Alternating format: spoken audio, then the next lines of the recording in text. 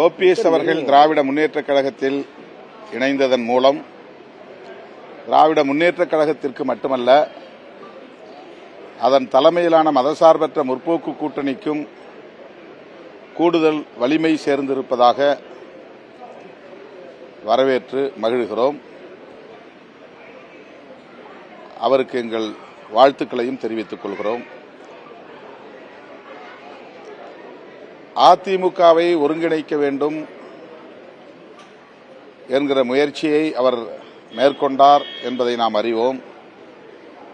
குறிப்பாக எடப்பாடி அவர்களோடு இணைந்து பணியாற்ற வேண்டும் என்ற முயற்சியையும் அவர் மேற்கொண்டார். அது நிறைவேறாத நிலையில் அவர்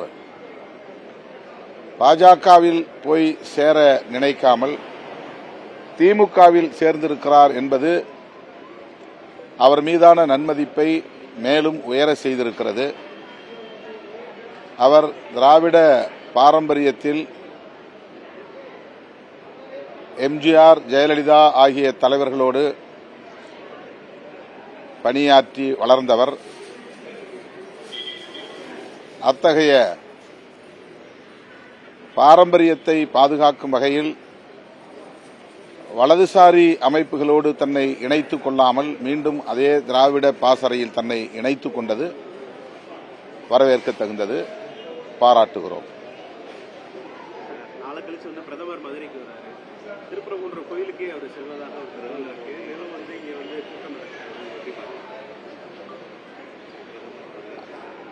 பிரதமர் போகிற எல்லா மாநிலங்களிலும் ஏதேனும் கோவிலுக்கு சென்று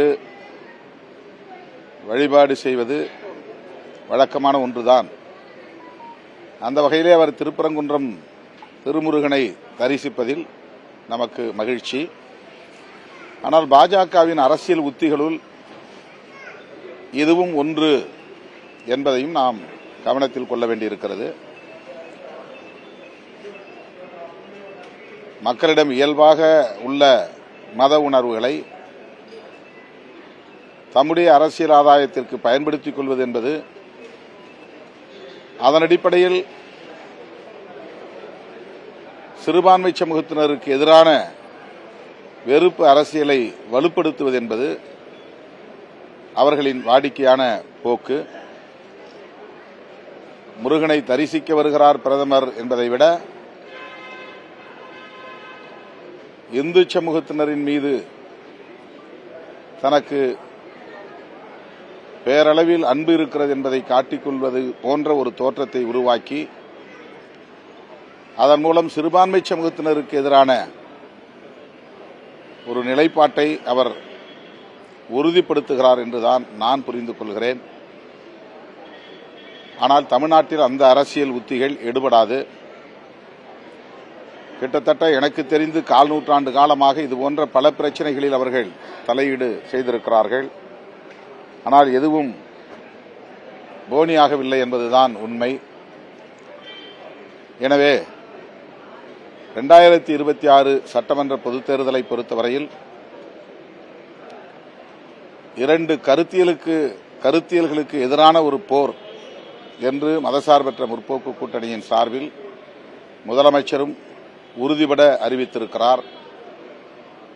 மதச்சார்பின்மைக்கு ஆதரவான மதசார்பற்ற முற்போக்கு கூட்டணிக்கும் மதவாத அரசியலை உயர்த்தி பிடிக்கக்கூடிய பாரதிய ஜனதா மற்றும் அதன் கூட்டணி கட்சிகளுக்கும் இடையிலான ஒரு கருத்தியல் போர்தான் நாம் சந்திக்கவிருக்கிற தேர்தல்.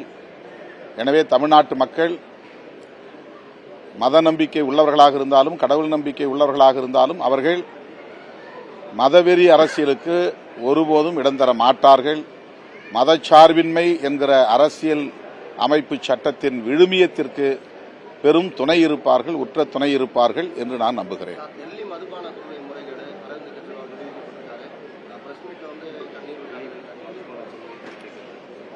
அரவிந்த் கெஜ்ரிவால் மற்றும் மணீஷ் சிசோடியா ஆகிய இருவரும் அந்த வழக்கிலிருந்து முழுமையாக விடுதலை பெற்றிருப்பது ஆறுதல் அளிக்கிறது. அவர்கள் குற்றமற்றவர்கள் என்றும் நீதிமன்றம் தீர்ப்பளித்திருக்கிறது. இதன் மூலம் ஒரு பேருண்மை வெளிச்சத்திற்கு வந்திருக்கிறது. அமலாக்கத்துறையும் சிபிஐ என்கிற மைய புலனாய்வுத்துறையும் டெல்லியில் கோலோச்சக்கூடிய பாசிச பாஜக அரசின் கட்டுப்பாட்டில் இருக்கிற அமைப்புகள், பாஜகவின் அரசியல் பகைவர்களை வேட்டையாடக்கூடிய அமைப்புகள், பொய் வழக்குகளை புனைந்து அவர்களுக்கு நெருக்கடியை தருகிற அமைப்புகள் என்கிற விமர்சனங்கள் உண்மையாகி இருக்கின்றன. அந்த அமைப்புகள் சுதந்திரமாக இயங்கவில்லை என்பது இதிலிருந்து வெளிச்சமாகி இருக்கிறது. இதுபோன்ற பாசிச போக்குகளை ஜனநாயக சக்திகள் ஒருங்கிணைந்து அடையாளப்படுத்த வேண்டும், அம்பலப்படுத்த வேண்டும், அவர்களின் சதி முயற்சிகளை முறியடிக்க வேண்டும் என்பதுதான் விடுதலை சிறுத்தைகள் தொடர்ந்து வலியுறுத்தக்கூடிய கருத்து. அதை மீண்டும் நான் நினைவூட்டுகிறேன்.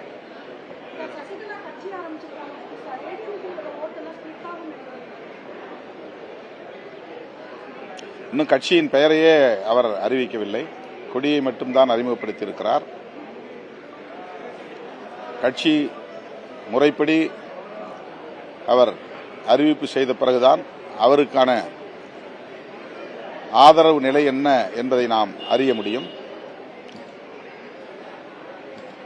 எது எப்படி இருந்தாலும்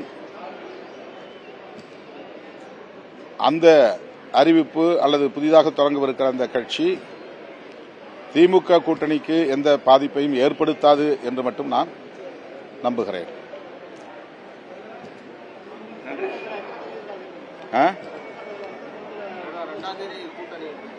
2ஆம் தேதி உங்கள்ட்ட கட்டாயமா சொல்லுவோம்.